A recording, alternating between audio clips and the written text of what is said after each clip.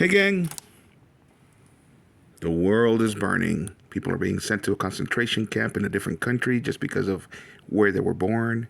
And women's rights to vote are trying to be taken away. Gay marriage is next. And our rights are being taken away. So let's talk about something frivolous to get our minds off of it.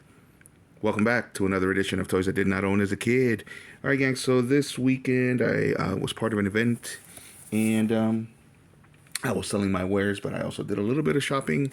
I bought a couple of things here that I'm glad that I have. These are kind of grail toys to me, especially in this condition. They were very cheap, of course. I am a bargain toy hunter.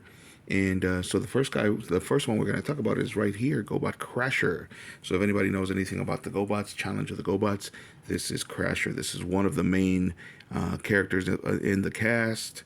And it was a female renegade, which is the bad guys for the Gobots series. And it was this toy was originally released. Well, let me restart. Gobots is actually a toy line released by Tonka, which was originally released under the name Machine Robo in Japan. And it was in 1983 that they were released. Most of them turned into vehicles, and they were, most of them, well, not most of them, but quite a few of them were actually designed by children. And Turbo, I believe, is one of them. He's in the back there, but we're talking about Crasher right now. So Crasher was originally released in 1983 as MR20. That's Machine Robo 20, Porsche Robo. And the alternate version right here is a Porsche 956. In the series Gobots, she was voiced by Marilyn Lightstone. And the series was released in 1984. Once again, Tonka took the copyright for Machine Robo and created the toy line Gobots. And they made a deal with Hanna-Barbera to make a 30-minute commercial called Challenge of the Gobots. Most people do not know. Whoops, I hit my phone. Most people do not know that series. They only remember the Transformers. If you were a kid at the time that the Transformers came out, like I was, you were also a kid at the time that the Gobots came out. The Hanna-Barbera cartoon was actually very off-putting when you compare it to Transformers. The irony is that Hasbro thought that they were cooked when they actually released that cartoon, because the deal that they made with Marvel and Sunbow in order to make the animated series had them making a series that was very much like anime, and Hasbro thought that perhaps American children would not like an anime look, so they thought that they were taking a very big risk. And the Gobots came out here in the States as a toy line about 6 months before the Transformers toy line came out. They were very successful. So in the States, the Gobots did come out first. So anybody that makes that argument, you are 100% right. The Gobots toy line and the Gobots series, as we know it, came out in the States first. However, the toy line for the Transformers that eventually became the Transformers was in Japan first. It was under the line Microchange and Diaclone. And those came out in, I want to say, 1972. Was the first actual transforming Microchange. And therefore, the toy line came first. But as far as characters go and storylines, the Gobots definitely came first. As a grown-up, I've actually started watching the series, and I'm not going to lie to you, the series is way more concise.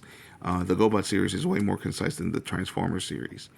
And especially, and it's also, I'm not gonna lie, it's a little bit better. They're very much more inclusive than the Transformers series.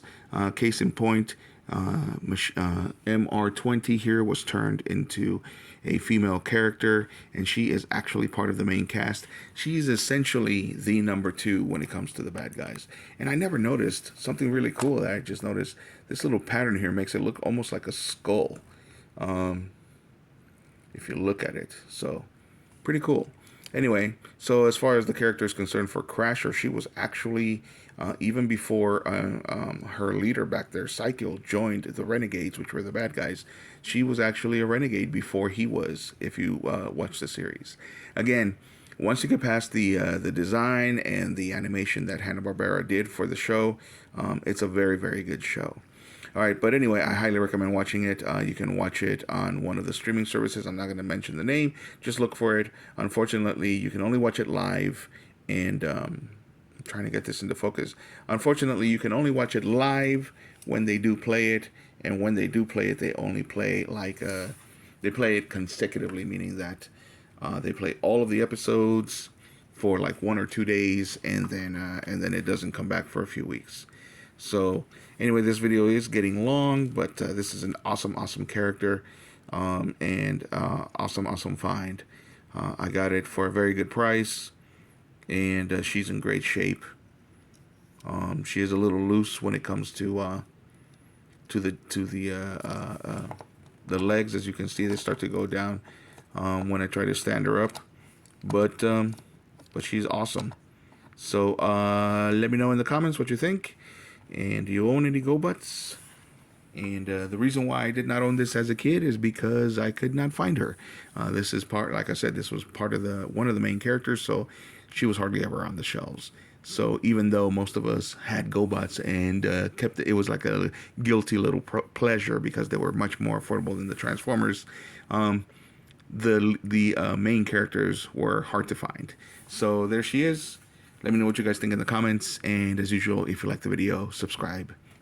Sorry, if you like the video, hit a like, and if you like the content, subscribe. Thanks for watching.